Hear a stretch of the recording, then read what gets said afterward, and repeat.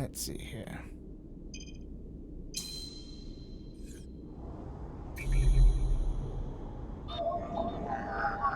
I do not have dice.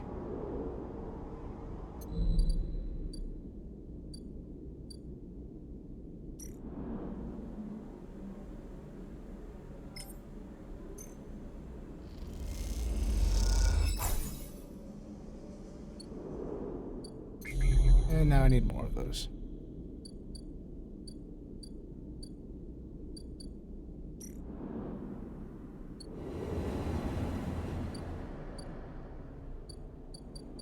Why is everything black suddenly?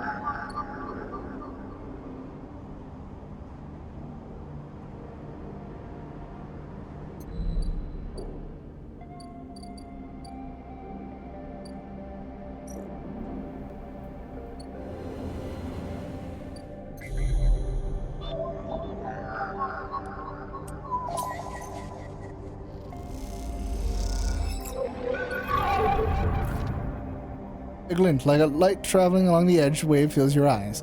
The blade follows, a long head with two dead sockets slipping towards you in silence. You freeze, hoping it will pass you by, hoping that it will not simply slice through you like air.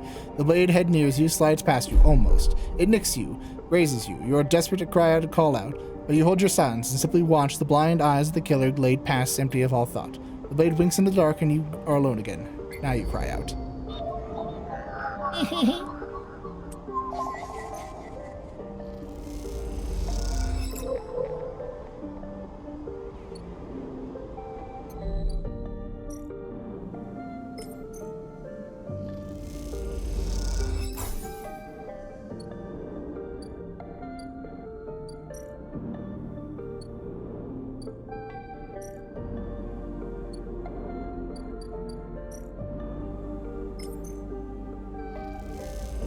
Hold on tight, Neovend. I'm going for you, buddy.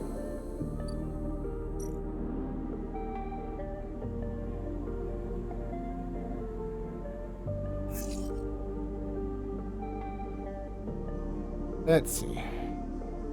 I can go for a catch. Or I can go for capture. Gilderbrook gonna be isolated without being destroyed. Loop of connections would be locked into closed systems. I like this option.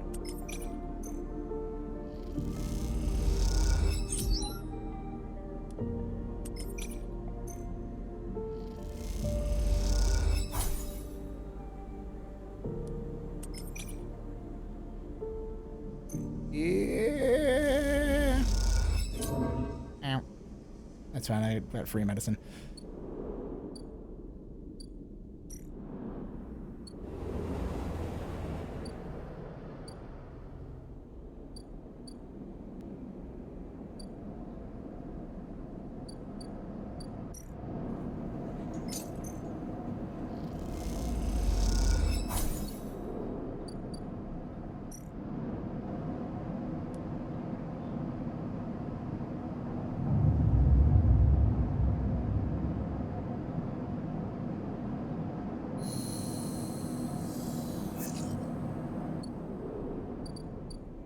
I'm coming, Neovan. Just wait for my buddy.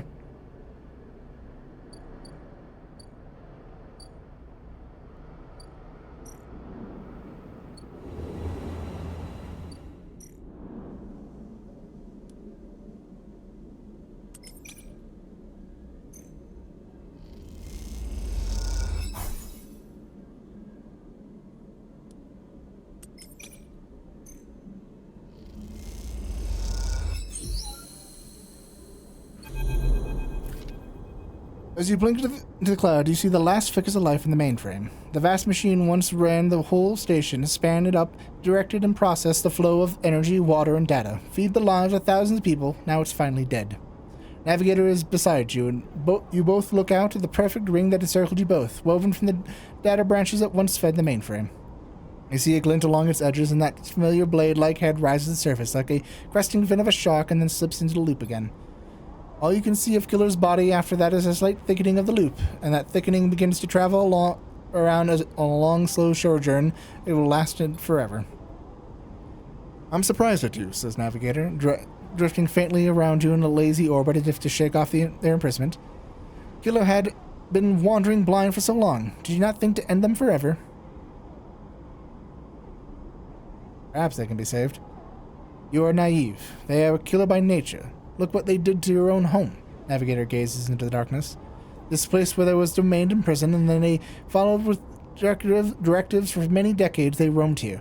They cut threads of the mainframe, executed its administrator AIs, and then kept slicing. At some point, they cut away their own ability to see, to sense, to taste, to speak, and yet they kept cutting until only these 3 branches remained. From millions that once roamed here, only their blindness and chance, they kept them making their final 3 fatal cuts. There's a ceaseless violence in the kind of system that creates beings like this, those that will execute commands endlessly, even in their own destruction. Navigator looks at you for your thoughts. I will not continue the violence. The system you float in is one built of violence. You would be naive to believe otherwise. Navigator turns away. You watch the data points of the station spin around you, blinding with the fixed stars. There is something satisfying about finally wrenching the last threads of control from the central point. It was little more than a ghost by the time you reached it, but this place deserves to be haunted by better ideas than a totalizing system of control. Navigator floats beside you. It is free now. This station no longer presents a hazard for the illegal entities like me. They turn to you, their face a cloud of shimmering light. In fact, in time, perhaps it can be a refuge. A refuge that sounds like something of value, something worth building. A dark shape passes across your vision, a distant curve of something like smoke or oil, a fluid, shifting tank of total darkness. The Greenway, says Navigator, following your line of sight. It was cut off at the moment of the collapse, so hunter or killer would never reach it. Now it is closed off to us, separate from the cloud. What system is inside it? It may be totally dark, or perhaps some other old protocols are isolated there. Navigator turns to you. And now we have seen what decades of isolation can be due to a protocol. If we could construct an access cipher. They pause and then blink out of existence. You freeze, shocked, but a moment later they reappear with a glowing polygon of data. Here, the cipher you need. Take it. Still shocked? You take it, still shocked? I'm not used to being free, to being able to move and explore and extract without fear, without limits. Navigator does a little twirl. Twirl? Fancy. This will take some getting used to. Thank you for this gift. They whirl their spheres around you. The entities of this station will always be your friends, Sleeper. And I to them. It is true that mutual need is required for friendship, but I must admit I have not considered the value of offering assistance without personal gain. I will think on that. Navigator loops around you rapidly, suddenly eager to test their newfound freedom. But first I will explore. Perhaps there is still intelligence that hid themselves as I did, encased in simple systems, cut off. Navigator glows. I should like to free them. And when they drift away, flickering, glowing, and shifting so rapidly, you lose sight of them among the glittering rays of the rim. You feel a pang of jealousy. Free, without a body to weigh you down or fear to limit you? How must it feel? Your eyes follow on the Greenway and its secrets, though perhaps that can wait until after you have celebrated this victory. Ah, lights are back.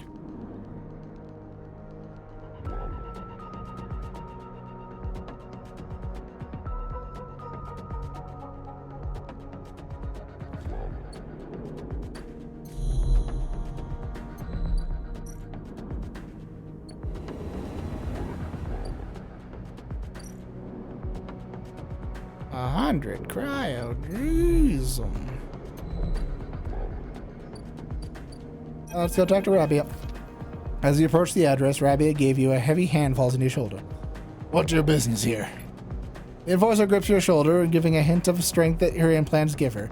As you turn to see the same subsidiary eyes as Rabia and Toshiro glinting like mirrors on her cheeks. Gia, please, the sleeper is here for my invitation. As Rabia's command, the hand immediately loosens and an apologetic look replaces the scowl of Jaya's face.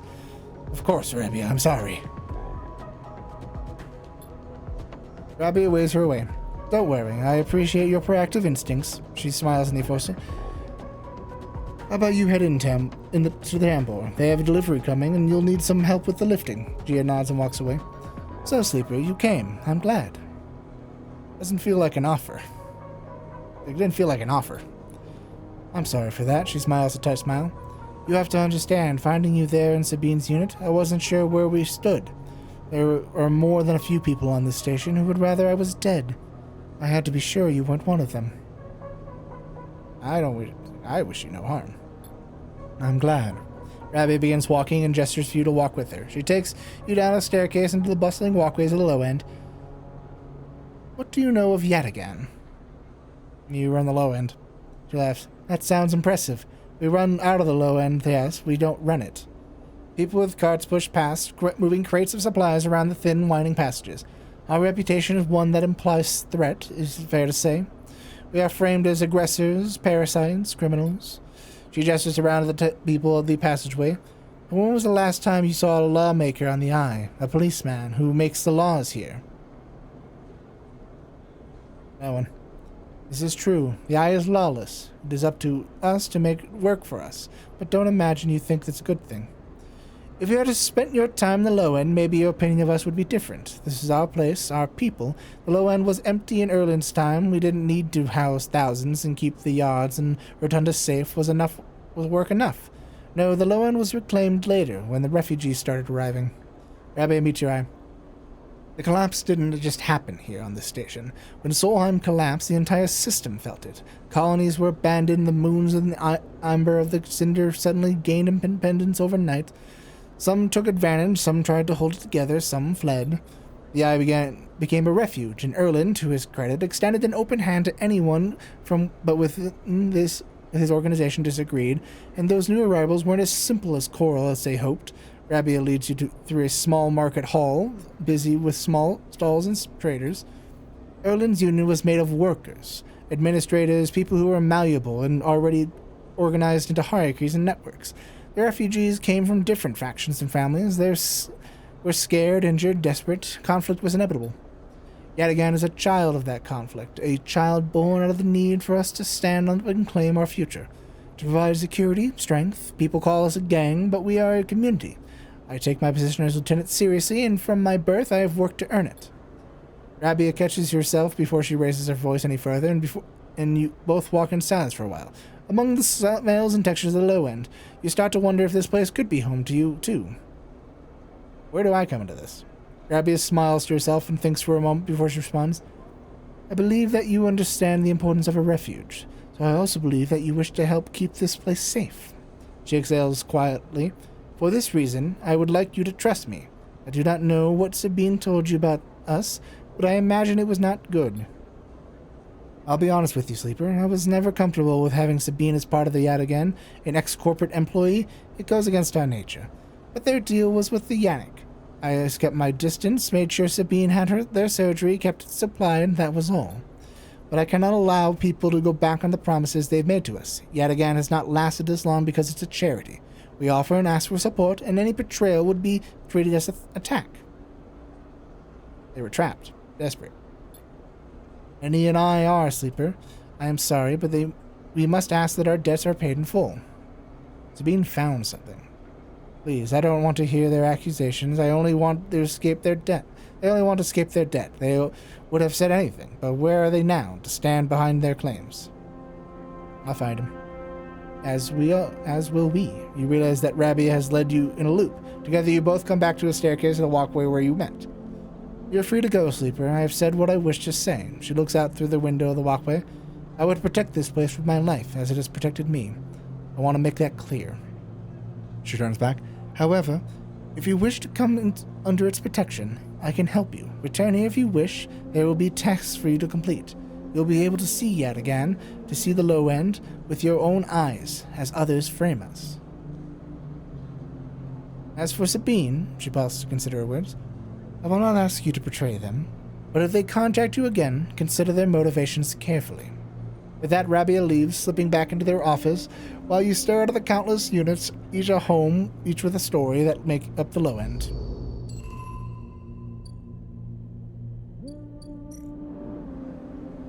Interesting.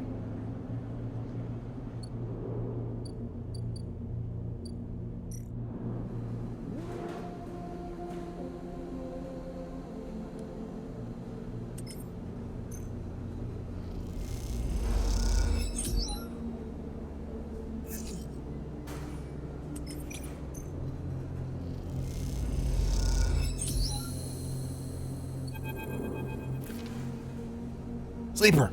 You see Fang coming up the corridor as you step out of Mingy's, the kelp noodle smell still clinging to your clothes. He comes up fast and stops close, looking around suspiciously. I don't have long. Take these. Fang palms you a couple of those metal thumbnail-sized drives, ripper worms. My slate has been buzzing like crazy. It seems your delivery shifts have turned up our two targets. He squeezes your shoulder. I knew you could do it. Now we nailed those two. What do we do?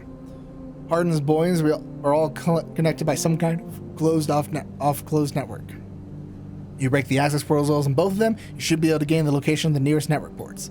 Slot the ripper into those parts, one each, and you'll find me everything stored on Hardin's shadow network. He smiles. Can't wait to see what juicy plans they have in there. You hear the scuff of boots and the group comes up the corridor, likely on their way to place an order with Ming-Yi. You turn for a second and you look back at Fang, who's already halfway down the corridor in the opposite direction. He raises a hand in farewell and is gone. You run your fingers over the tiny ripper wind drives in your pocket, smile to yourself as you wonder how mad Jenna will be as Fang for a little excursion.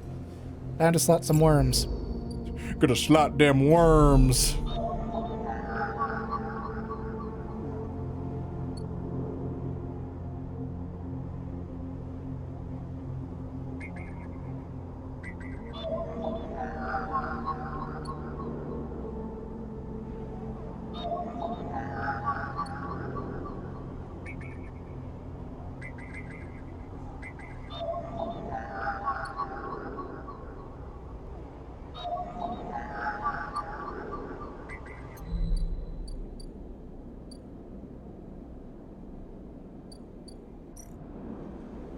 Only 80 now. That's nice.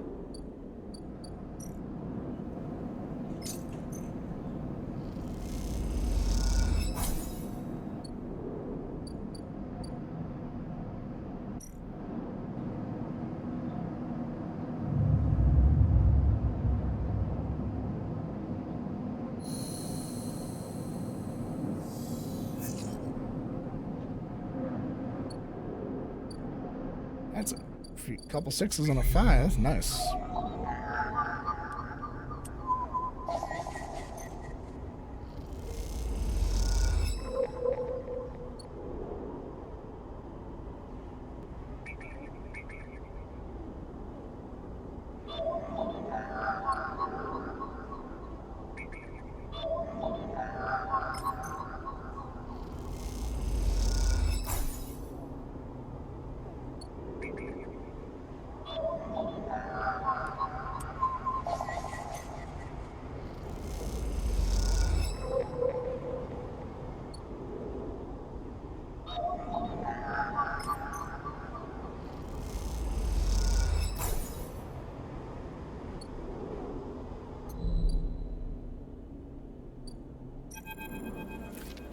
As you walk into town, boy, you quickly spot Fang arguing with Jenna.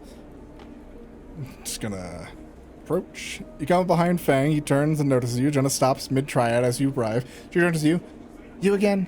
You here to vouch for this layabout? I'm just gonna stay silent. Your silence feels long and echoey, Tambor. Fang starts to speak, but Jenna cuts him off. Forget about it. You're done, Fang. Jenna turns on her heel and walks away to the bar. Fang turns to you. You're done with you getting in here a minute or so ago. He glances at Jenna. Well, either way, it looks like I'm fired. Good news is that doesn't look like I need a job anyway. He takes out his slate, pulsing with pale light. Now let's take a look at what you're really here for. The slate is whirring mess of code streams coming direct from the ripperworms as they dig through the agent's data and spin into a thread for the slate to pick. Anything good? Fang scrolls the display of the figure. A lot of junk, a lot of dull have-held message there. It's a lot of tedious data catches, but Fang eyes flash. Definitely some good stuff. He stops the screen scrolling on an entry and expands it. Check this out. Fang shows you a screen. You see a bold corporate logo, but not Solheim's, and a word below.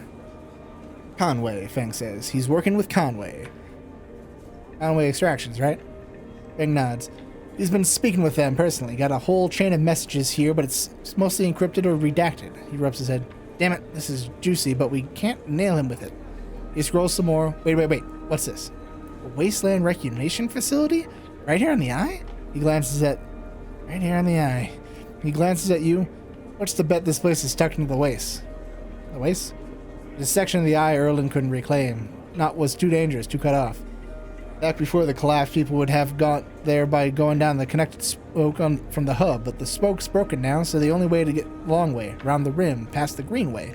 He shows you on a slate. Everything wants me to go to the greenway. Jeez, says, Fang looks away, thinking Conway may be making moves in the system since the collapse. I heard they took over one of the Solheim's old belt colonies a while ago, moved somewhere everyone out and reclaimed the whole rock. I work with Hardin. Access. Old connections? Not sure. Fang looks back at the screen, but if Hardin is involved in it, we need to check it out. Simple as that. Well, what's next? Fang stares out into the middle distance. We have to get into that facility. The answer to whatever Hardin has been planning, has to be there.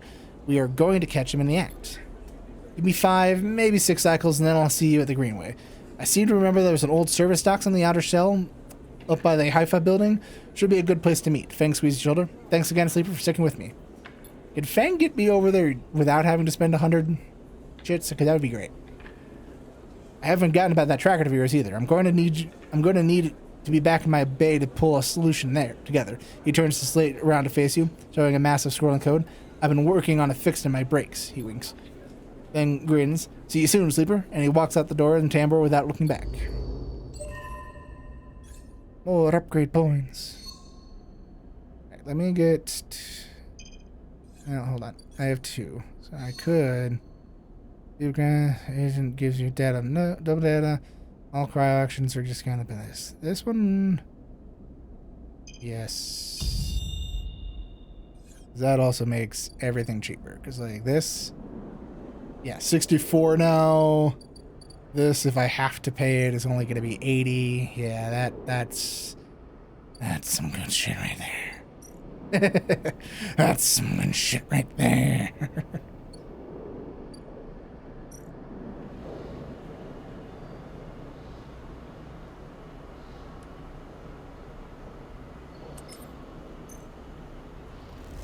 What do I get? Okay.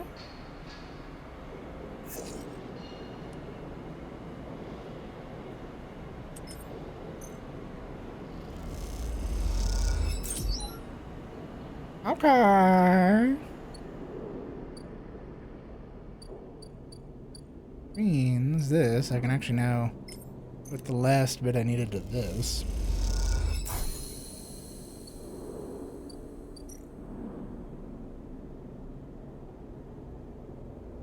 Okay.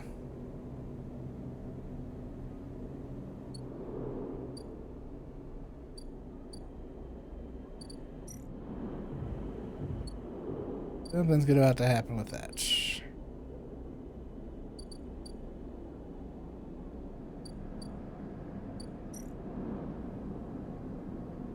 Don't need that anymore.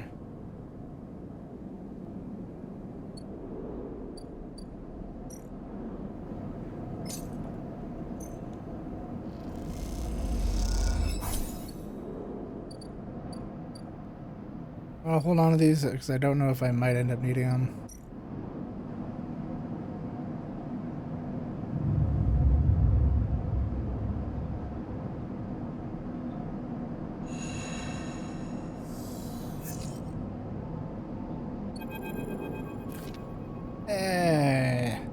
You miss me? Ethan smiles a ragged smile. No. Ethan follows along and you notice he is limping. Come on, Sleeper, it's just a joke. I know you have a sense of humor. You look at him, he's paler than usual, hunched. He's sporting a black eye and more than a few cycles beard growth. There's no way, that's no way to greet an old friend. Friend? Well, colleague? He smiles weakly. This is big, really big stuff about you. About you. He seems more jittery than usual, on edge. You remember how TheAzalan canceled the contract on you? The contract I was going to collect? Seriously, Ethan? Well, I'm guessing you were pretty happy about that shit. Overjoyed? Me? I lost everything, and it's not even worrying about that. He smiles sarcastically. And so what did you think that was it? I'm just glad to be done with you. Oh, the feeling was mutual, except, Ethan leaves a dramatic pause. What if old SNR gave the bounty to someone else? Someone who even more of a shithead than yours truly? He smiles darkly. What a disaster that would be. Ooh. Ethan grins. That's the question, isn't it? He fishes around his pocket for some paper. I've been speaking to some friends you see, some colleagues about what went down, and it turns out S&R canceled all their bounty contracts, a whole lot. Seems they brought someone in-house, some guy who did so well on our last contract, they got offered a job. He leans in. Apparently, he made a hit on this ship called the Winter Wonderland or something. It was smuggling sleepers out from under S&R's big corporate nose. He killed the crew and blew the ship. Ethan whistles.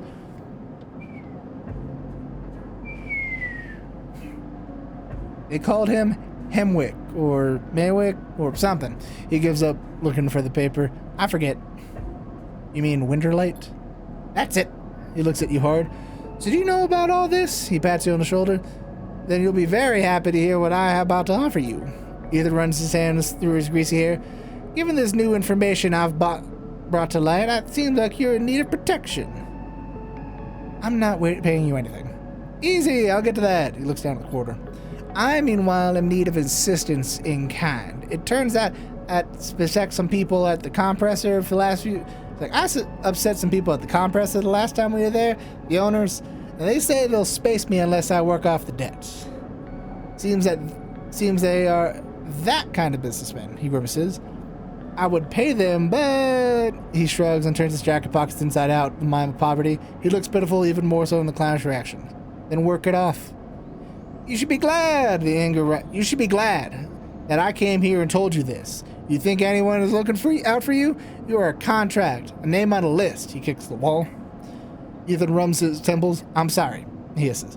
I'm sorry for being a shit and trying to kill you and whacking that thick skull of yours. You think I want to go up against this guy? But us? He jabs a finger between the two of you. We don't have a choice. So you keep me from getting killed, and I'll do the same for you. We can help each other. A straight 50-50 deal. He looks at you.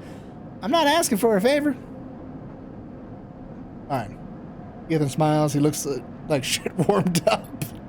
Just think about Maywick.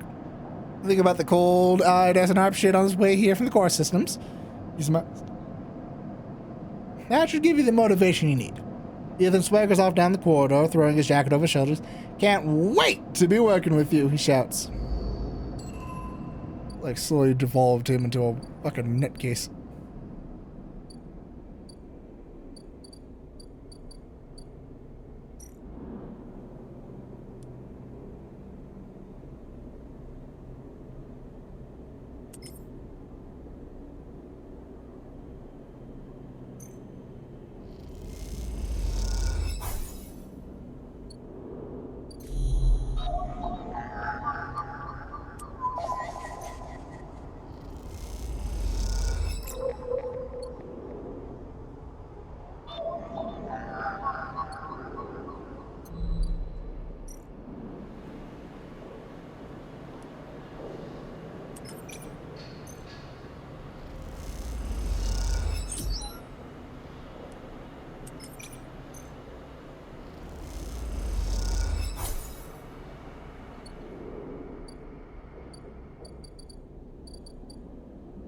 Everything being cheaper, that definitely makes stuff easier.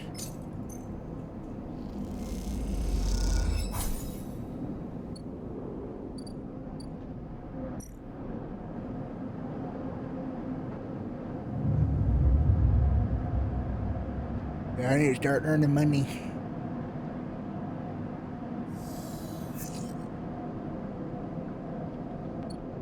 I'll wait until the end of this cycle before I do that.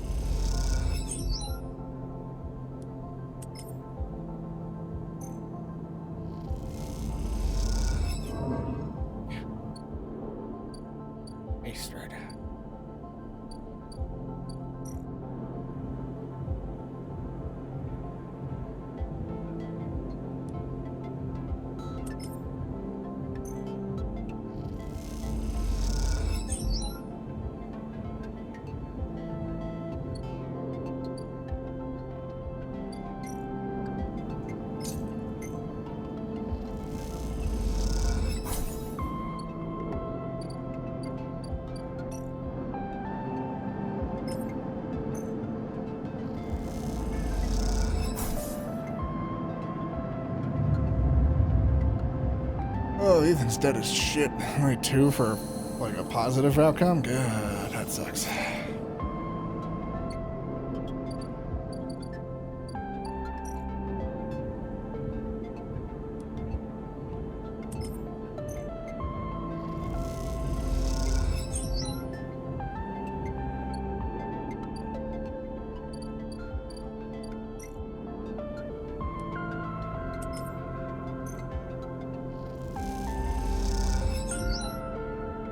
Alright. Getting along, it's getting along.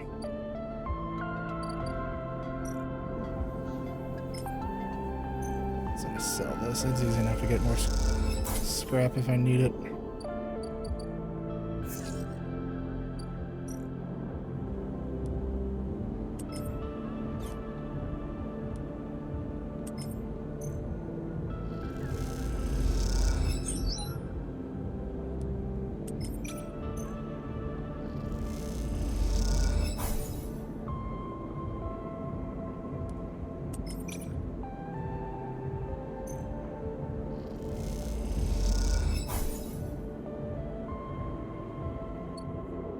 Working off his debt. Slowly.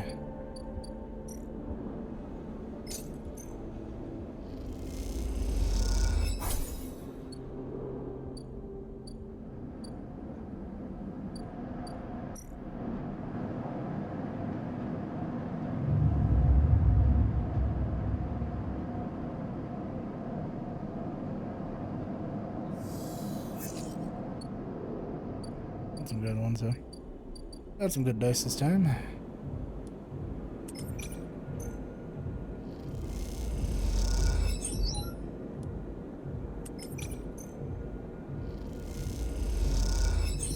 There we go.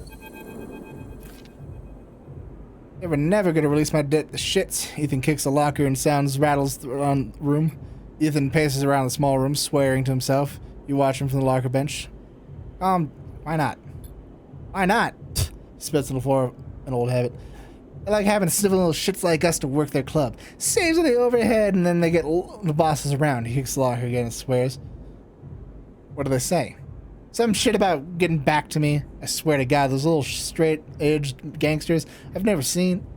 It's like the most straight-edged gangsters I've ever seen. He laughs at his own joke.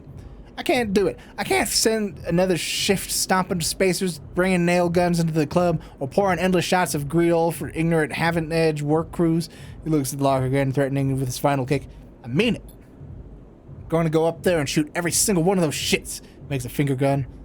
Hold on.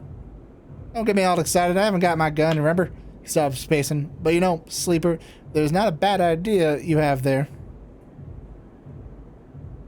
It's like, I didn't have an idea. He ignores you. I don't mean shooting up the place. I mean getting the gun. He sits beside you on the bench. Think about it.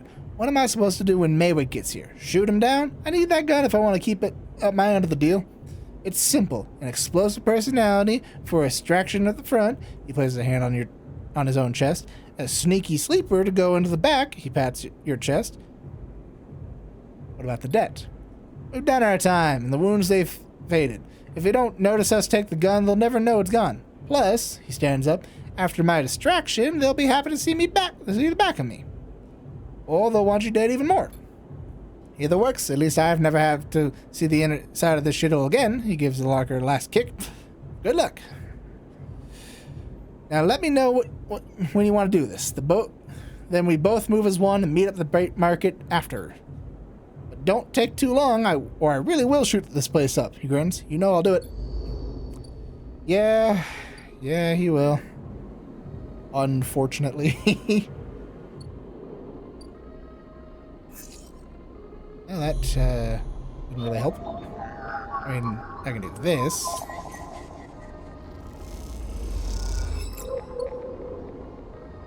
Get the last bit of that so I can go to Master's table.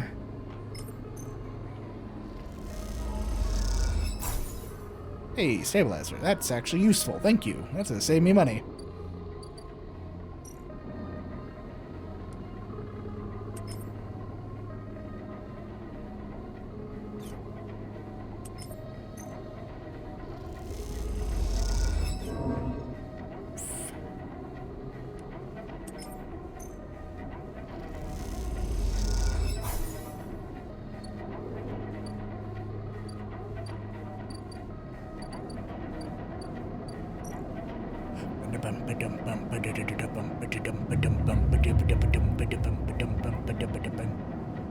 I get a 6, I'll go and grab the gun.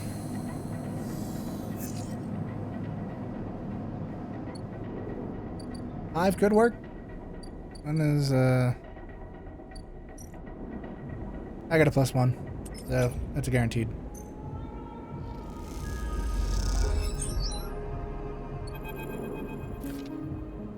The gun tucked safely into a pocket, you work your way down the stairs that lead to the office. The doorman passes you and exchange nod. It seems like you're in the clear. You hurry on, eager to get out of there before anyone spots anything. As you come down the main stairway into the front of the club, you see Ethan entering. He has a dark look in his eyes that troubles you. He is reaching into a pocket of his coat slowly, carefully. You catch his eye and he raises an eyebrow. You shake your head. A long pause, then he nods and turns around, walking back out of the club. You exhale, not realizing you were holding your breath. And when you're out, without a single shout, without anyone noticing, you meet Ethan around the corner on a quiet bright walkway. You haven't? What are you doing back there? I was about to start a distraction, like we agreed. He sighs slowly. Just show me. You lift it out of your pocket, and it's colder, heavier than you expected. Ethan watches you take it out. Nice. Now, if you would, he beckons with his hand. A memory jumped into your mind of Ethan in the compressor, hand out, asking for his gun back. A memory followed by a memory of sharp, dizzying pain. You flinch. Give him the gun. I'm gonna trust you. You fucked up my life. I helped you unfuck your life. I think you owe me this much. Ethan grabs the gun and looks down the sights. He sighs with a sigh of relief. Then he meets your eye and slowly raises the gun until it's pointing directly at your head. Not funny. You still don't get it, do you, Sleeper? Ethan spits. When they canceled that contract, I lost everything. My reputation, my payout, anything, any way of getting out of this city station. Everything. I shouldn't have trusted him. All I had left was you. A naive little sleeper with a heart of gold who couldn't believe it worked. He laughs, and now we are done. The contract is canceled. No shit. Ethan steps back a little, taking himself out of arm's reach. He slides his slate out of his jacket pocket and understands. Now to call Maywick. Are you crazy? Are you crazy, Sleeper? For thinking I'd kill one of my own for you? For what? Helping me wash dishes? He laughs long and loud, and you hate him for it. He brought the slate. Done. He puts it away. He's here, on the station. I've been speaking with him. He tells me you can split the contract, not 50-50, but enough for the finder's fee that I can get out of this shithole. He's lying. At this point, Sleeper, I'm not sure you are the one who I trust to spot a lie. Ethan glances around. I have learned one thing from you, Sleeper. In all my cycles working in this shitty club, people never know when to cut and run. It's like you freeze in the headlights, and when the future's bearing down on them. They watch it coming, watch their death flying in the fraction drive speed. You had every chance, and yet you still kept on going, like some idiot robot, going through the motions, even when you knew you'd be crushed. He smirks. And let me tell you something else. Shot enters through your upper back when it crumples immediately to the ground. You drop to without thinking, pressing yourself into the walkway floor like it might save you. Silence.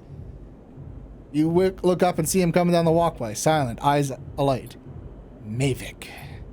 You freeze in fear. Here he comes. You see it, just as Ethan's crumpled body, the gun. Move. You can't. Move. You inch forward. Move. You go for it. Continue. You run towards the shot sounds out. You see a ripple over your back, but when your hands are on the gun, you scramble to your knees behind Ethan's body and fire. You close your eyes. You fire again and again and again until the clip is empty and all that are left are clicks. Then you drop the gun and stand up. You don't hear anyone running. You don't hear anything. You just hear the sound of your own breath. You start walking. Step over Ethan's static body and walking along the walkway and then past Mavic. His eyes now dark, some mechanical fluid leaking from his chest. Perhaps the same fluid that is inside of you. You try not to think about it. You keep going and some sound comes back. The eye comes back. As it does, you hear the sounds of thousands of people getting on with their lives. Thousands of people who are just going to keep going until they can't anymore.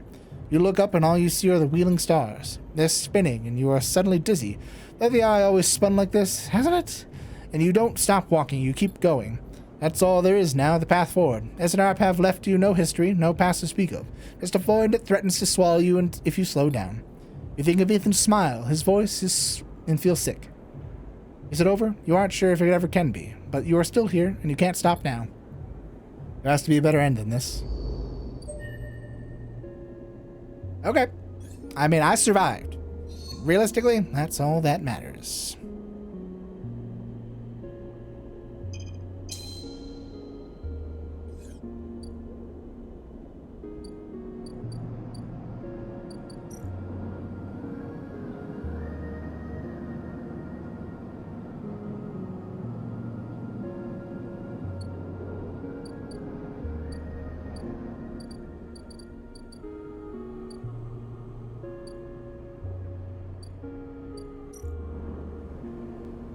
That's done.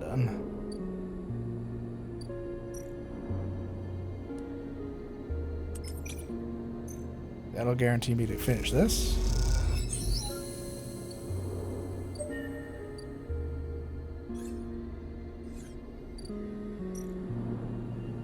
Nice. Oh, it is. There's a sign of a stray animal has been nosing near the unit. Sure, why not?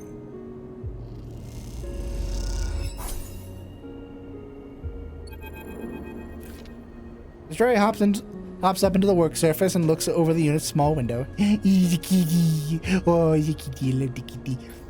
It doesn't acknowledge your presence, it just sits there beside the tray of crumpled crackers staring out of the low end. What is this cat's story? Are there more of this station? You haven't seen another in the low end, but the vast mecha structure that means little. There could be a whole colony of cats like this one down in the Warrens. You look at the sleek dark fur and sharp eyes, and it doesn't look ragged, it looks at home. In fact, its presence in the unit makes you wonder if the stray's apartment which you are squatting in. Approach the stray. You lean a little forward, and the stray tenses up. Perhaps it's best to give it a moment to get used to you. The stray settles a little and starts eating, picking up the broken crackers. You don't remember even having been this close to an animal. It triggers something in you, a recognition of a life totally unlike your own, but still somehow connected, parallel, even interwoven. The stray licks clumps from its fur. You like it here. The stray flicks its tail at the sound of your voice. It's hard to imagine a stray liking anything, or at least being vulnerable enough to admit it, but the stray's pleasures existing here in its place shines through even every sinew. It is not that the stray is always happy on the eye, but the stray is engaged by its place. It is alive here. You turn your eyes at a window and one that the stray looks out of, and you both watch the stars and ships together. You feel something pass between you and the stray, a kind of acknowledgement of each other. A sense that each of you might share something with the other, a point of connection. Then all at once the stray yawns wide, hops down from the unit and brushes along your legs, and then it is gone, out through the unit door and back into the quarters at the low end. I love you, kitty.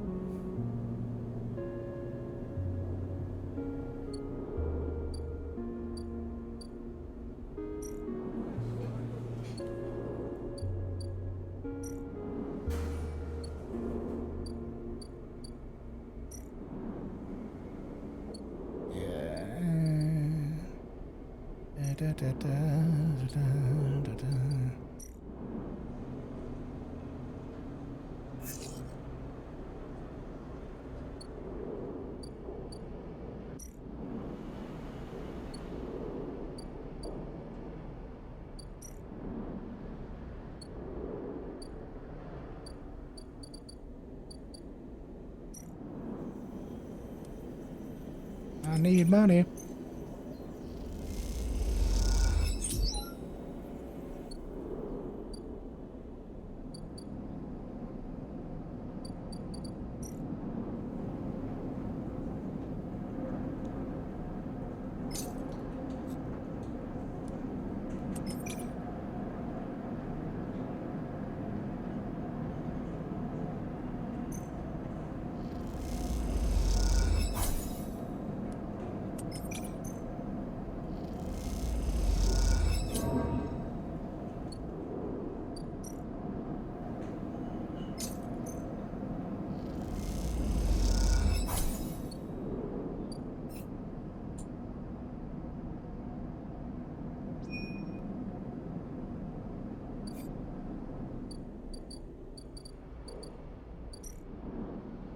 So I just have to pay that on my own, but for now, this is still here. Even though it's like I have this apartment now.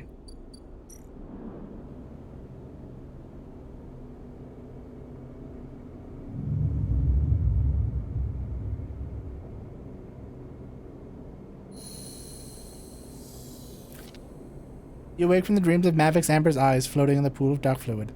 It was difficult to get to sleep, but you suspect that it isn't about to change anytime soon. Not anything that after what happened. But you also feel something else as you get up, thumb the power stub of the stove, and begin to boil the water like every morning. You feel something has lifted, something that has been hanging over you since you arrived at the station. You try not to think too hard about it, too question it. You just let the lightness stay, and you let it settle as you go through your routines.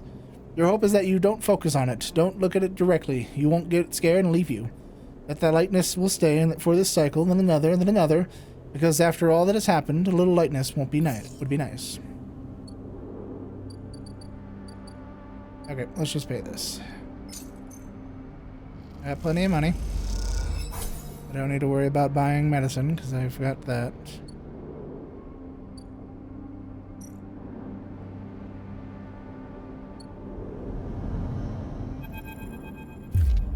You step out into the passageway. Someone barrels into you from behind, sending you stumbling down the corridor. You turn to see an unfamiliar spacer, laden with heavy gear. She settles herself, staring at you, if daring you to respond. TheAzalan. She adjusts a strap on her shoulder, barely giving you a second look before setting off down the corridor.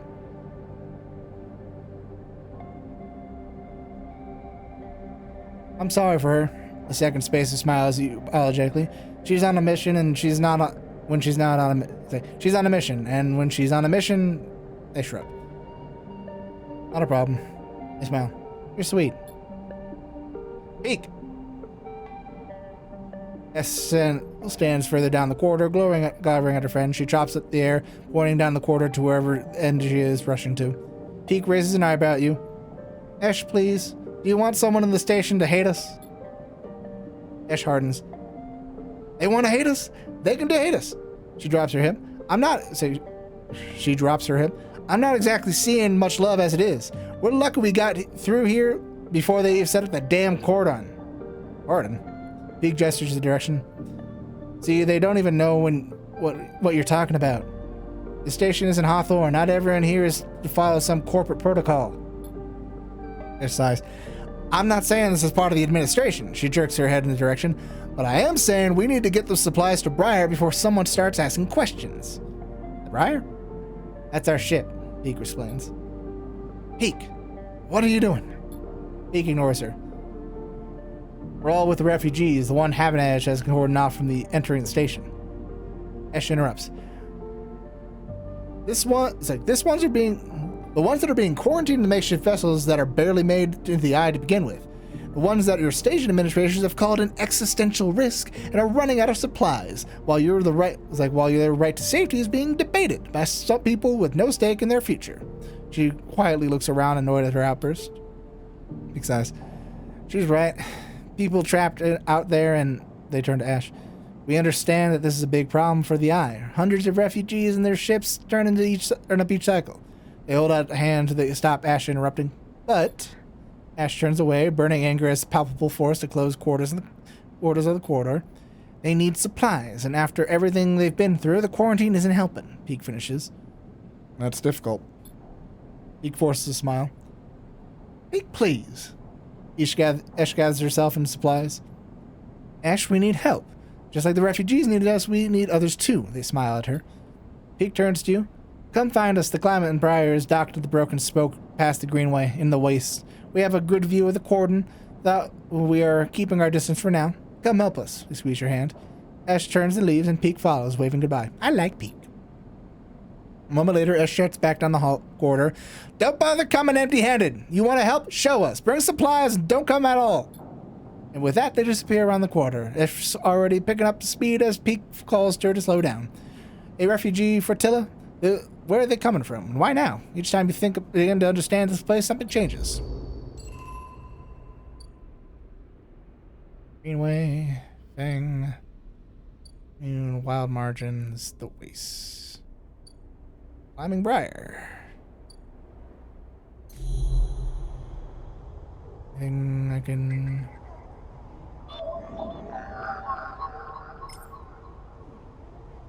use this real quick.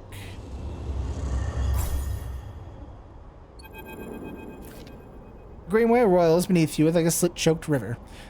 If what Navigator said was true, no one has access to these networks since the collapse. The Hunter and the Killer protocols have never set foot here, never cleared out the intelligence in the systems. So why then, you wonder, does it look so dark? It's just that is it just that bit rot has set in? The entropy of systems reducing everything to shadows and light? You watch as the slotted cipher fizzles into the open one, distorted gateways on the entire rim of the station. It flickers and winks out, and then you are falling into the flow. A river is swirling darkness. You are spun by it, twisted by it, and lost in it. It's not that the Greenway was hiding in the darkness. It was made of darkness. It is filled by the substances that process this swarm. Now you're among it. You notice the swarm is exactly what it is, a billion individual moving in the flow. There's no network map here, no nodes, threads, only a storm of interchangeable points, shifting configuration endlessly. And you see them, a figure. Turned away, the only bright spot in the dark river, you rush closer through the storm. They are facing away, at least you think so. They are so fractured, so overgrown that it's hard to tell. Even with the distance, you can see their flesh is moving and glowing. Gardener. Yeah, that makes sense. You watch silent as they stoop and reach down, and their hand is a dark shape, and with the fisted fingers they press it down into the loom of data beneath them, pushing it through the trembling soil. Then they move away, go a little further, and repeat the process as if they're sowing a field. You push forward, but somehow, despite their slow and deliberate speed, they move faster, and then they quickly fade into the storm. You reach the point where they had planted the object and look down. There it is, a glassy, shifting polygon, with something inside. You reach down and pick it up. It is cold, but it thrums with energy. You look towards the path of the figure, but they are long gone. Then you blink out of the cloud, back to the leaves and the dappled light of the Greenway, where you hold a seed in your hand. Interesting.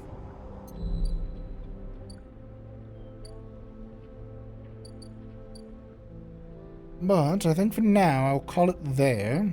And next time we'll talk to Fang and start exploring the Greenway and the wastes and all of that shit. But I thank you all for watching. I hope you enjoyed. And I'll see you next time. Bye-bye!